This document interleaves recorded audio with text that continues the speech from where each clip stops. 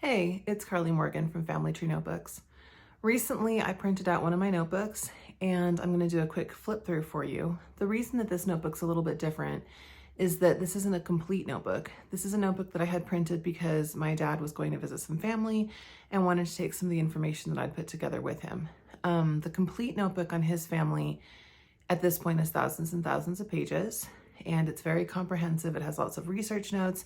It has a census page for, I think, basically everyone at this point, just lots and lots of information. The problem with that is that when you're visiting with family and you want to show them your family history, when you give them a book that's thousands of pages, it's very overwhelming. And they weren't doing a big family history trip. He was just going to visit some of his siblings. So I put together kind of a highlights book. It was part highlights, and then this book also was truncated. The index for Family Tree Notebooks goes up through the fourth great grandparents, but the part of the book that I printed out was not only highlights instead of the full chapters, it also only went up through the great grandparents.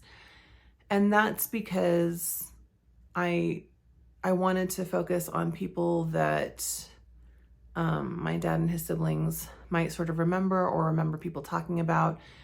I have a lot more information, and I'll probably print out other parts of the book separately. I've shared the book digitally with this part of the family, so they have access to the extended information, going back into the 1700s and 1600s. But for this trip, it was really just something that they could take and enjoy and use to spark family memories and have conversations.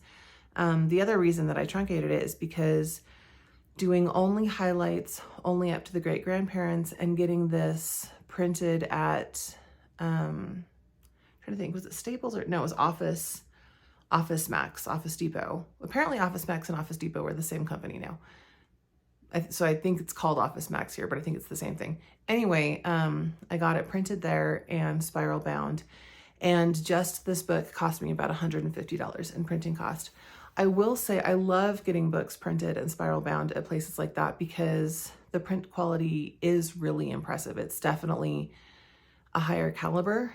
I have an HP printer that I really like, and I use nice paper, but when you get things printed at these places, they're printed like professional quality, brochure quality printing, and it's just different. They actually didn't do a great job with the binding on this one, so it actually kept coming uncoiled. My dad fixed it before he left, but as you see me flip through it, you might notice that the binding's a little wonky. But traveling with a coiled bound book, it is just a little bit easier than traveling with a disc bound book, because disc bound books are still a little bit unstable because the discs are individual and the only thing that's holding them together is the paper. They're not, they're not held to each other the way the coils are. So anyway, I'm going to explain the choices that I made in this book, why things were included. And yeah, again, your book doesn't have to look like mine, but I think a lot of people like these flip throughs because they just like to see what's possible with Family Tree Notebooks pages. So this cover is just something I made on Canva. I don't have it available, but if you like it, stay tuned. And here's the index. I have Post-its covering up information about people who are living. So you can see I haven't found everybody in this side of the family. My Eastern European relatives are not there. That was the photo family tree. And then we start the root person still living. So a lot of this information has been redacted. There's a lot that I could include, obviously, in the chapter of somebody who's still living, but I just did some basics. And then we moved on to siblings, and all of the siblings are also still living. So again, just basic information. The sibling family pages to cover my cousins, and then I did include sibling DNA comparisons for the siblings that have taken DNA tests, which is kind of a fun new page that I added to the shop not that long ago. And I didn't include a ton. I actually left some space on purpose for notes and things like that. And so there's a source citations page here. I didn't include the actual source citations in this book because it's a highlights book. I just put a page in case I needed to write something down. We've moved on to the mother. Sorry, I'm flipping through this faster than I can talk. We've got a timeline of her life, which again, lots of empty space, but photo family tree. I always start the photo family tree starting with the person with their siblings and parents, and then I'll usually do another one for the family that they create, through marriage. See, there's the later family photo tree, and then going through to the obituary. Another person I have lots of information on, but this is, again, a highlights book. This is that person's siblings. I wanted to do little snapshots of, aunts and uncles and cousins. So this is the sibling information. Sometimes I use sibling-specific pages, and sometimes I use the general pages, like the military service page. It just depends. But here you can see that people have sibling index numbers. Next person, going to the father, and we're going to do a highlights chapter for this person as well that looks a lot like the previous one, moving on into then the sibling index and some little sibling highlights. So this person has military service, and it's a work in progress trying to get those records. Oh, these are the education pages with the photos of the schools. It's another newer page, but you can see we've got military records, military photos, and then pages that are specific to the branch of the military, since he was in both the Navy and the Coast Guard. And then we have a draft card. We've got some residence records here, and I try to do a then and now, a photo of what the house looked like then, and then I'll go on Google Photos and see if I can find a current image of the house, just for, just to make things interesting. And then obituary and death records. And here we're moving on to that person's siblings. So you can see in the siblings index, the siblings have their own index number. And then on their pages, I'm using the siblings index number, not the index number for the person whose chapter this is. Very basic information on the siblings here. Moving up to the next generation, the maternal grandmother. This is the Lithuanian Polish side of my family. And I've been having a little bit of trouble doing research. So the records here are sort of hodgepodge, but I've got indication of that person was actually born in Pennsylvania, but 2 immigrant ancestors. I included, I think, 1 census per person in this highlights book, but I didn't include all of the censuses just because they do take up a lot of pages.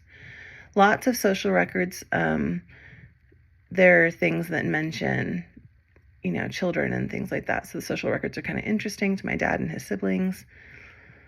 This is that person's husband who was born in Europe. So I think directly following the timeline, we've got the photo family tree. And then I have this discussion of the birthplace, because the place where he was born was owned by Poland, Russia, and Lithuania at different times in his life. So it's kind of hard to track it between records, because the place of birth changes, not because the place of birth actually changes, but because the country kept changing. He just kept being from different countries because of politics. And then we have his siblings. I've shared some of this previously. I'm trying to do work on this side of the family. It's tough. I very much wish that I spoke Polish. It would make it a lot easier if I could read Polish, but I do have some sibling information. Again, really just including highlights, sort of to spark conversations and see if anybody knows any more about these cousins, about their children, about what they changed their names to, because everybody picked up American names and it's kind of hard to track. So, but yeah, lots of blank space still in those chapters because I am working on them. Lots of siblings in this family too. And some, I have some blank pages, again, just to hold notes. And then this is the other side of the family.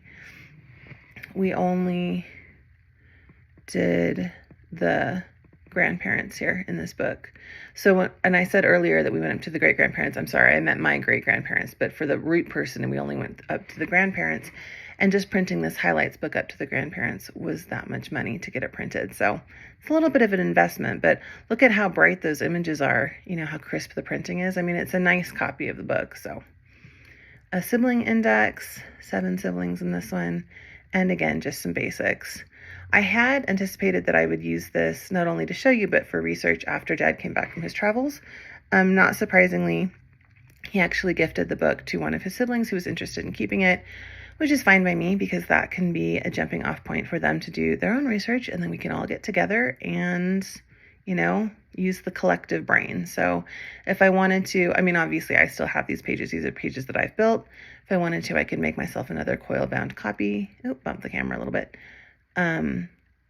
But I will probably just keep adding to my disc bound copy and using post-it notes and replacing pages as I find more information, because that's my process.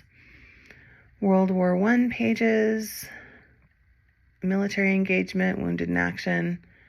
I actually have a lot of records about that, but I didn't want to print them all out.